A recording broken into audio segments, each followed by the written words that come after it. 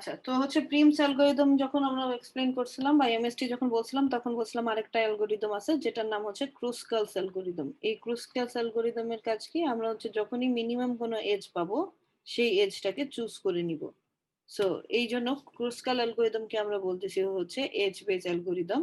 এবং এখানে আমরা আর ভার্টেক্সকে অ্যাড করি না, অর্থাৎ একটু আগে দেখছিলাম আমরা ভার্টেক্স গুলাকে ট্রি ভার্টেক্স আর নন ট্রি ভার্টেক্স এভাবে ডিফাইন করছিলাম। এখন আমরা শুধুমাত্র এজ গুলাকে কনসিডার করে কাজ করব। সো আমরা কি করব, আমরা হচ্ছে ইনক্রিজিং অর্ডারে, অর্থাৎ আমি হচ্ছে আগে ছোট ভ্যালু গুলাকে নিব, আস্তে আস্তে হচ্ছে আমি বড় যেগুলোর কস্ট সেই ভ্যালু গুলাকে নিব এবং এইভাবে একটা একটা করে এজ আমি একবার একবার করে আমি হচ্ছে অ্যাড করতে থাকবো আমার ট্রি এর মধ্যে। সো এইভাবে হচ্ছে আমরা এই জিনিসটা করতে পারি, এখানে এই কথাগুলোই বলছে। সো এইটার জন্য আমাদের আসলে তিনটা জিনিস লাগবে। একটা হচ্ছে আমাদের ডেটা স্ট্রাকচারের মধ্যে লাগবে তিন রকমের সেট, মানে সেট লাগবে এবং সেটের মধ্যে আমাদের তিন ধরনের ফাংশন নিয়ে কাজ করতে হবে। প্রথমে হচ্ছে আমরা মেক সেট, অর্থাৎ হচ্ছে আমাদের কোনো কিছু যখন আমি আসলে সেটের অংশ কিনা সেটার জন্য আমার দেখতে হবে হচ্ছে মেক সেট, এবং আমি সেটের মধ্যে যদি কোনো ভ্যালুকে অ্যাড করতে চাই তখন আমরা ইউজ করব হচ্ছে ইউনিয়ন, এবং আমার সেটের মধ্যে সেই আইটেমটা আছে কিনা সেটার জন্য আমরা ব্যবহার করব হচ্ছে ফাইন্ড সেট। সো এই তিন ধরনের ফাংশনের মাধ্যমেই আমরা আসলে ক্রুস্কাল অ্যালগরিদমটাকে ইমপ্লিমেন্ট করব। সো চলে যাই হচ্ছে কিভাবে ক্রুস্কাল অ্যালগরিদমটা কাজ করে সেটার মধ্যে। এইটা বোঝার জন্য সব থেকে সহজ উপায় হচ্ছে যে আমরা আসলে এই যতগুলো এজ আছে সেই এজ গুলাকে আগে কি করব, আমরা সর্ট করে নিব। সর্ট করে নিব কিভাবে, ছোট এজ গুলাকে আগে রাখবো এবং আস্তে আস্তে হচ্ছে আমরা বড় এজ গুলাকে নিব, অর্থাৎ ইনক্রিজিং অর্ডারে আমরা এজ গুলাকে সর্ট করব।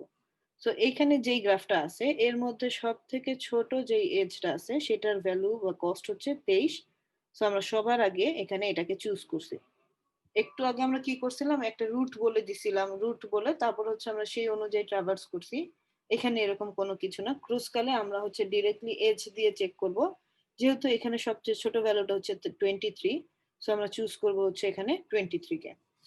এটাকে চুজ করার পরে আমরা এরপরে চেক করব সবচেয়ে মিনিমাম ভ্যালু কোনটা। আমরা দেখলাম 23 এর পরে মিনিমাম ভ্যালু হচ্ছে 3 এর পরে মিনিমাম ভ্যালু হচ্ছে 29। সো আমরা মিনিমাম ভ্যালুটাকে 29 যে এজটা সেটাকে নিব। তারপরে আমি দেখলাম হচ্ছে এরপরে মিনিমাম ভ্যালু হচ্ছে আমার 31, সো আমি সেটাকে নিলাম। এরপরে মিনিমাম ভ্যালু হচ্ছে আমার 32, সেটা নিলাম। আচ্ছা, এরপরে মিনিমাম ভ্যালু আছে হচ্ছে 47, সেটাকে নিব আমরা। 54 কে নিলাম। 54 কে নেওয়ার পরে পাইলাম হচ্ছে এই পর্যন্ত আমরা যতগুলা ভার্টেক্স পাইছি, আমরা সবগুলো মানে যতগুলা এজ পাইছি আমরা হচ্ছে ইজিলি চুজ করে ফেলছি। কেন? কারণ আমরা দেখছি এখানে কিন্তু কোনো রকমের সাইকেল তৈরি হয় নাই। ধরেন এখন কোনো অবস্থায় এসে যদি এমন হয় মিনিমাম ভ্যালুটা হচ্ছে 75, সো আপনার কি করতে হবে, এই বা 74, সো আমার এখন এই ভ্যালুটাকে চুজ করা উচিত বা এজটাকে চুজ করা উচিত। কিন্তু যেহেতু আমি যদি এটাকে চুজ করি তাহলে কি হবে, আমার 6 আর 4 এর কে অ্যাড করার কারণে আমার এখানে একটা সাইকেল তৈরি হয়ে যাবে। এবং হচ্ছে আমার ট্রি এর শর্তই হচ্ছে ট্রি গুলো অবশ্যই অ্যাসাইক্লিক হবে, অর্থাৎ সেখানে কোনো রকমের সাইকেল থাকা যাবে না।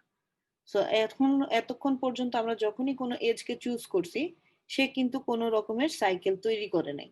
যখনই সে সাইকেল তৈরি করবে তখন আর আমরা সেই এজটাকে নিব না। সো সেটাকে তখন আমি আমার সেটে আর অ্যাড করতে পারবো না। সো এই স্টেপে আসার পরে দেখলাম যে আমার মিনিমাম ভ্যালুটা হচ্ছে 55।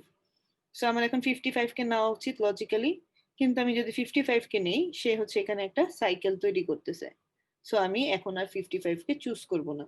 তাহলে নেক্সট হাইস্ট যে ভ্যালুটা আছে 66, সেটাকে আমি নিলাম যেহেতু সে কোনো আমার হচ্ছে সাইকেল তৈরি করতেছে না। 66 এর পরে আমি আর কোনো এজ কে নিচ্ছি না। কেন? কারণ আমার যতগুলা ভার্টেক্স ছিল আমি কিন্তু সবগুলা ভার্টেক্স কে ট্রাভার্স করে ফেলছি। সো আমি আর বাকি এজ গুলাকে কনসিডার করব না। এইভাবে করে আমরা হচ্ছে ক্রুস্কাল অ্যালগরিদমটা ব্যবহার করি, অর্থাৎ আমরা মিনিমাম এজটাকে চুজ করব যতক্ষণ পর্যন্ত না সে সাইকেল ক্রিয়েট করে।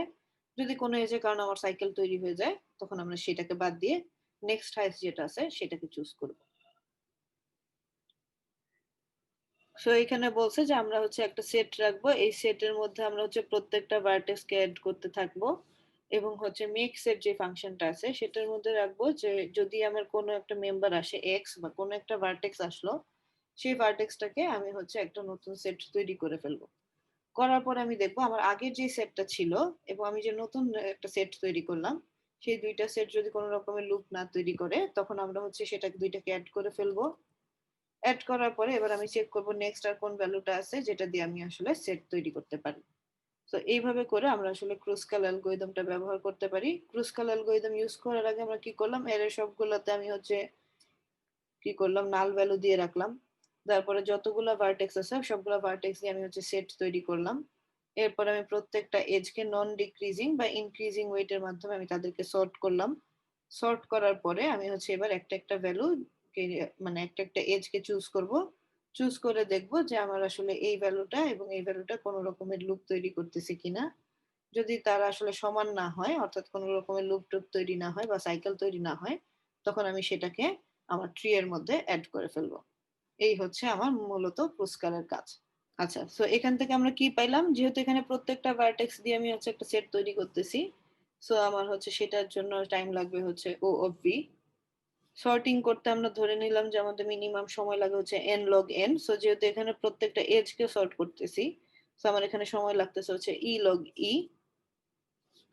এবং আমরা হচ্ছে সেম নন ডিক্রিজিং অর্ডারে প্রত্যেকটা ওয়েট নিয়ে নিয়ে যেহেতু কাজ করতেছি, সো এখানে হচ্ছে প্রত্যেকটা এজ কে নিয়ে আমি কাজ করব এবং সাথে সেগুলোর ভার্টেক্স গুলাকে কনসিডার করতেছি। সো এটার জন্য আমার টাইম লাগতেছে হচ্ছে e log v। সেখান থেকে আমরা বলতে পারি এইটার টোটাল টাইম কমপ্লেক্সিটি হচ্ছে হয় e log v হবে অথবা e log e হবে। মানে হচ্ছে এই দুইটার মধ্যে আসলে হাইয়েস্ট যেইটা সেটাই হবে হচ্ছে আমার রেজাল্ট।